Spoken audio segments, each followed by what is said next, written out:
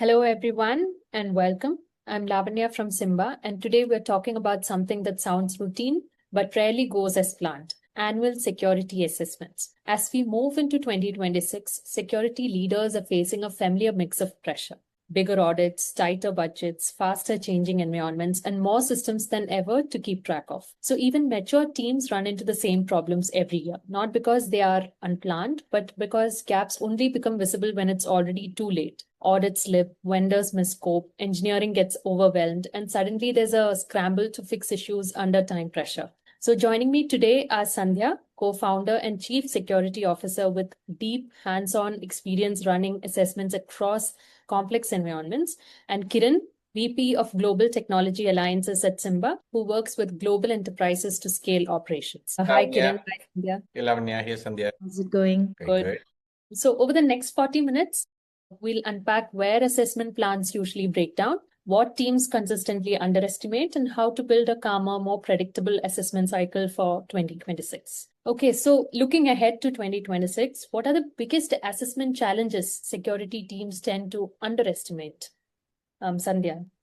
See, the biggest one is how fast environments change, right? New applications, APIs, cloud accounts, and integrations are added continuously. But many teams still plan assessments as if its environments are relatively static, right? I always advise AppSec teams to start the year with a full asset review. Don't wait for an audit to force that conversation. If you don't know what you own at the start of the year, everything downstream is going to become reactive. Another major challenge is engineering bandwidth. Security can't slow down delivery, so assessment programs have to be lean and fit into existing workflows, not sit outside. Just adding on to what Sandhya is saying, based on my conversations with cybersecurity leaders at enterprises, one of the key elements that I see is fragmentation as one of the challenges. So AI-driven development is increasing the frequency and the volume of security assessments, but the outputs remain siloed across tools and vendors. That fragmentation itself erodes risk visibility and slows remediation. Now, high performing teams are literally moving towards a centralized system of record, leveraging platforms like Siemba.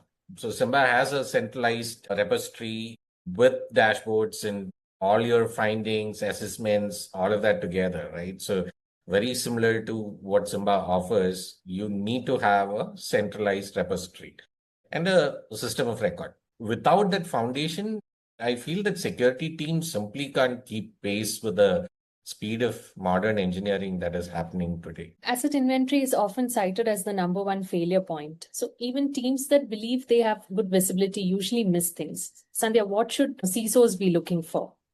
Look for what's not obvious, orphaned APIs, unmanaged cloud accounts, legacy systems that nobody feels responsible for, and shadow IT. Right? Ownership is critical. Every system should have a clear owner, whether it's a team, a business unit, or a vendor manager. So just don't assume people know. Right. And it's always better if it is a team or a business unit versus an individual. And when ownership isn't clear, you run into so many problems. Your fixes stall, your retesting slips. Audit also turns into this endless email chasing. Yeah, and then along with that, what I've also seen is again, traceability matters just as much as discovery, right? It's always good to know where the assets exist and where they are and all of that. But then at the end of the day, we also need to know where the findings came from, where evidence exists, and whether coverage literally overlaps or are they missing. This is exactly where Siemba comes into play. Siemba's approach helps teams to use assets, data to continuously evaluate exposure. And then teams can decide what actually needs to be assessed and prioritized accordingly as well. So it's critical to have traceability taken into account as well. That makes sense. Fragmentation isn't just inconvenient, it directly impacts budgets and planning. So, what scoping mistakes most often causes surprises during pen tests or vendor assessments? The most surprises come from incomplete scope, missed third party systems, hidden dependencies, or testing timelines that don't align with actual engineering releases. So the fix is operational rigor. A standard scope list checklist is reviewed before every assessment and centralized tracking of any scope changes.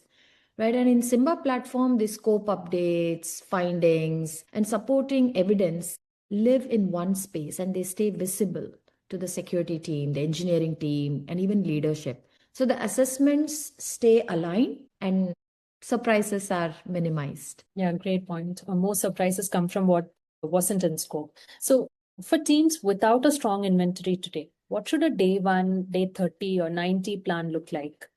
Day one would be to list critical systems and stakeholders, and day 30 would be review your coverage, assign owners, document what's missing.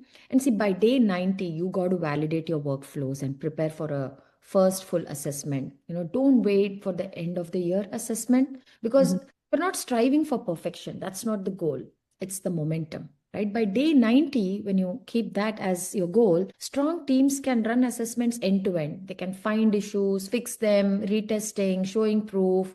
There's time, it's not like a last minute stress. And again, this is where Simba's platform also comes into play because scaling that loop across apps, cloud, vendors as such is a mess. Sandhya, I love the way that you put together the structured approach of day 1 to day 90, right? It's very critical.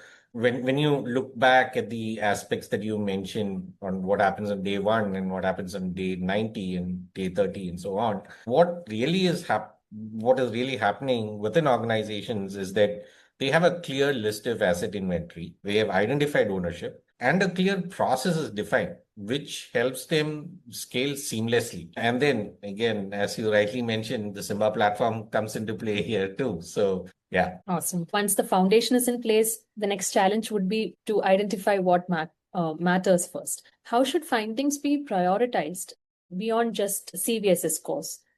See, CVSS score is a helpful baseline, but by itself, it doesn't reflect what actually matters to the business, right? Prioritizations should start with impact. What will affect your revenue, your customers, your regulatory obligations, or even your crown jewel assets, right? So, this is what I say. You don't require complex scoring models. What teams need is clarity. Where is the issue? How can it be? Can it be realistically exploited? And what the outcome would look like in practical terms. And then you support it with clear evidence, reproduction steps, or even exploit demonstrations. And see, Siemba platform helps here by bringing that severity, exploitability, and asset context together in one place, making it easier for your security team, engineering teams to align on risk and focus remediation on what truly matters first. Nobody wants to be bombarded with, 1,000 vulnerabilities and 100 things to look into.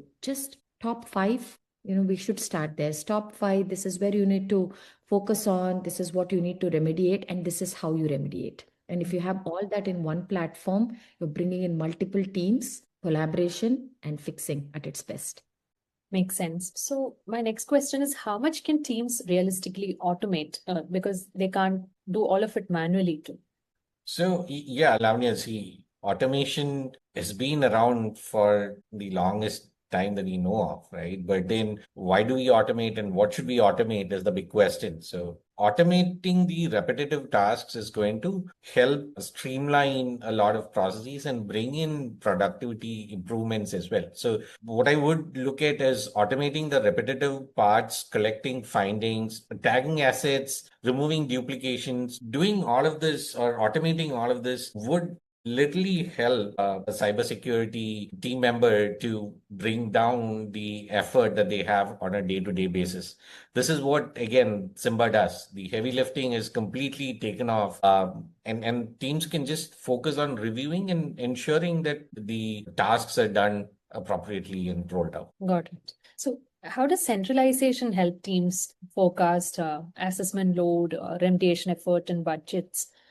Yeah, again, it gives leadership. I'm just thinking through it here. So it gives leadership a single view of open findings and then also upcoming assessments, remediation effort that's required. Now, if you, being a broken record here, if you look at Siemba, the visibility turns budgeting from guesswork into planning. That's how the platform is literally helping cybersecurity teams, especially the large enterprises where there's one or the other challenge day in and day out. Yeah, and see, this is not just for traditional web applications and APIs, right? This also helps team handle risk-triggered assessments, which includes your AI and LLM features as well. So, Got it. So, when presenting plans to a CFO, what metrics would matter? See, what does a CFO or a finance leader look at while the cybersecurity team is going in for budget requests?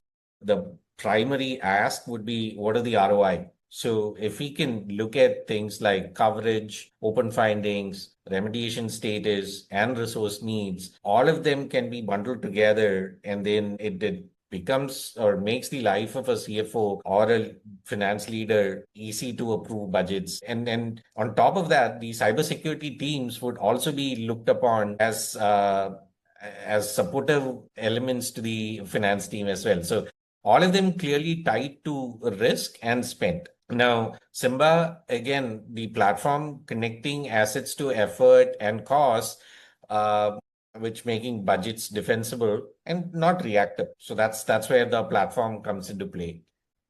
Sandhya, you mentioned including AI and LLM features. The features are being introduced across products, often without a clear security owner. Who should actually own AI and LLM assessments in real practice? Yeah, so security owns the risk. Sorry, Kiran. no, go ahead, go ahead. Go.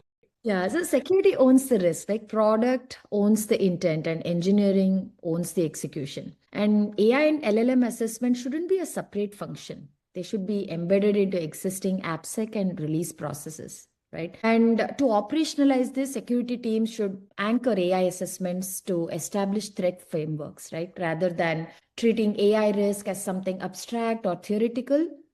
Like we have the OAS top 10, which helps define essential guardrails such as prompt injection defenses, data leakage controls, and some secure plugins. While you have the MITRE's AI framework, which provides a very adversary-centric view of how the AI systems can be manipulated or kind of evaded across their life cycle. So used together, these frameworks give teams a very practical and consistent way to assess AI risk and integrate it into existing security and release processes.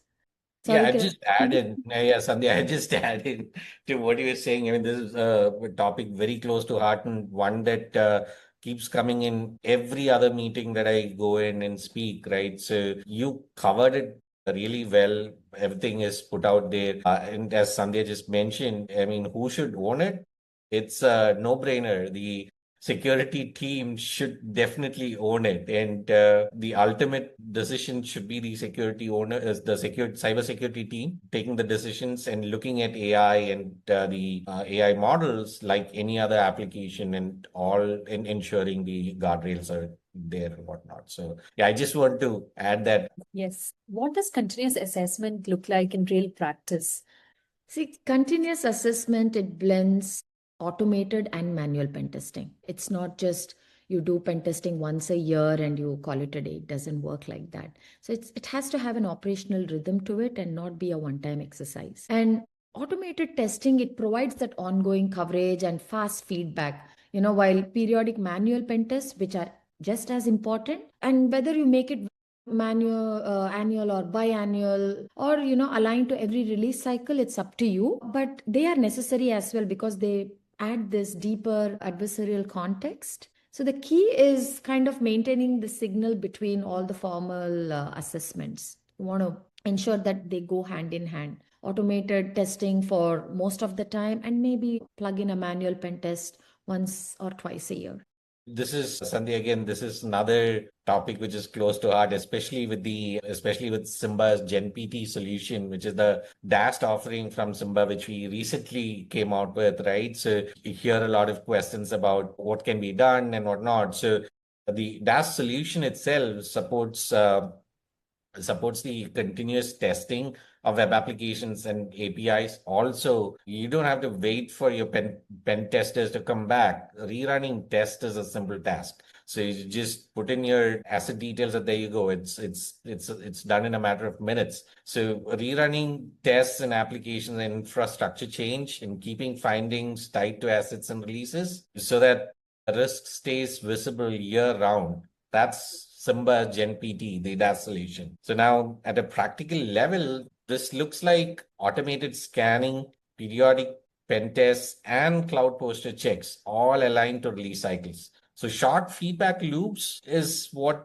would make it even more effective. That's where the GenPT solution, the DAS offering, would come into play. Nicely put, Kiran. So we discussed a lot about assessment scoping. How do teams know that they are running, a mature assessment program? See, it isn't measured by how many findings it produces, but by how effectively it reduces real business risk. So, see, maturity shows up when action, all your findings are actionable, you have clear context, there is proof, and you're able to reproduce the steps. And then you want to make sure that there is prioritization. It's driven by exploitability as well as assets criticality. They're two very important parameters. Nobody wants to be, like I said, inundated with hundreds of findings. You got to say, hey, these are your top 5. Look at this first. And this actually motivates the engineering team to fix issues faster. There is also a sense of purpose, right? Okay, I have these 5 things. These are big ticket items. I'm going to solve them, fix them. This is how it needs to be done. So if you have all of this in one platform, the conversation then shifts from tools and scores to, risk, impact, and outcomes, right? So that would be a measure of a mature program, where the business can make confident decisions. What do I fix now? What can wait? And then kind of not be drowned in noise. Awesome. Before we close, what's one concrete action teams can take this month to reduce risk and make 2026 planning a lot easier? Run a mini inventory audit and validate ownership. Don't wait for 2027. Start right away. Yeah, and see if folks listening in are still tracking manually and already are feeling the pain. Here's your chance to evaluate platforms. Siemba is out here happy to have a conversation and help you get onboarded onto the platform or even evaluate the platform. So give it a try, give it a spin, and I'm sure you would see how the pain that you have currently is taken care of, and ensure that you're centralizing and having a system of record so that you can scale before gaps grow. Awesome. Thank you, Sandhya and Kiran. Thanks, Lavanya. Thanks for having us. Thank you. And thank you to everyone who joined. Validate your inventory, ownership, and ability to complete one assessment end to end in the next 90 days. So we have shared a practical guide to help you do exactly that, and you will find the link below. We wish you a great start to the year, and we'll see you in the next one. Thank you. Thanks.